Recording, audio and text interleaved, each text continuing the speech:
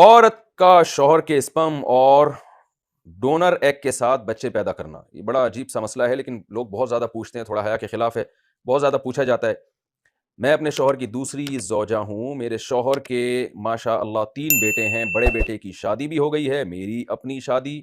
بہت زیادہ لیٹ ہوئی ہے، میری عمر 48 سال ہے، پچھلے سال میری شادی ہوئی ہے۔ اب عمر زیادہ ہونے کی وجہ سے ڈاکٹر کہتے ہیں کہ آپ کے اولاد نہیں ہو سکتی۔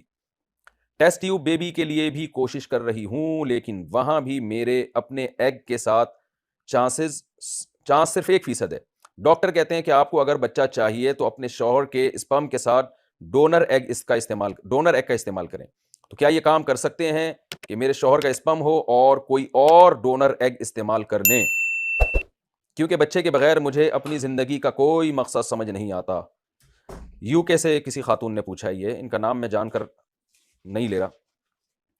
دیکھیں، یہ عمل بالکل حرام ہے۔ ٹیسٹ ٹیوب بیبی کے ذریعے تو اولاد پیدا کی جا سکتی ہے، لیکن اس اطمینان کے ساتھ کہ اسپرم شوہر کے ہوں اور ایگ اس عورت کا ہو جس کے رحم میں اس بچے کی پھر آگے گروتھ ہوگی۔ لیکن ایگ کسی اور خاتون کا ہو، رحم پیٹ کسی اور کا ہو، یہ بالکل حرام اور ناجائز ہے، کیونکہ جیسے باپ کے نسب کی حفاظت ضروری ہے، ماں کے نسب کی حفاظت بھی اسلام میں بالکل اسی طرح ضروری ہے۔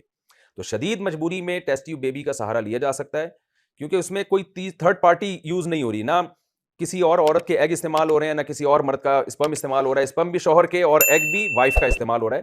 تو اس میں نسب میں کسی قسم کا کوئی خلل نہیں ہوتا۔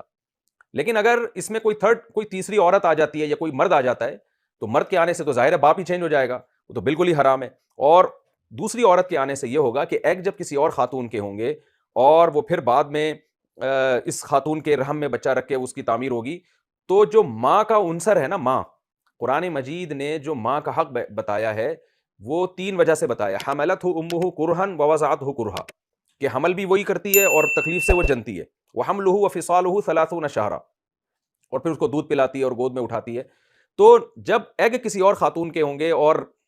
بلڈ کسی اور خاتون کا، تو بچہ کیا ہوگا، اس میں حقیقی ماں کون ہے اس کے مصداق میں شبہ پیدا ہوگا،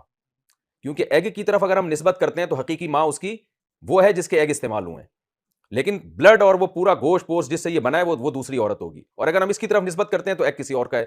تو اس میں ماں کے نسب میں بہت شدید خلل پیدا ہوگا۔ اس کو دودھ پینے پر قیاس نہ کیا جائے کہ بچہ پیدا ہوتا ہے تو کوئی اور ماں دودھ بھی تو پلا سکتی ہے، تو دودھ تو جب ہوتا ہے جب بچے کی پوری جو تعمیر مکمل ہو چکی ہوتی ہے، جبکہ یہاں بچے کی جو ابھی بن رہا ہے ماں کے پیٹ میں، اسی میں خلل واقع ہو رہا ہے کہ یہ ہے کس کا۔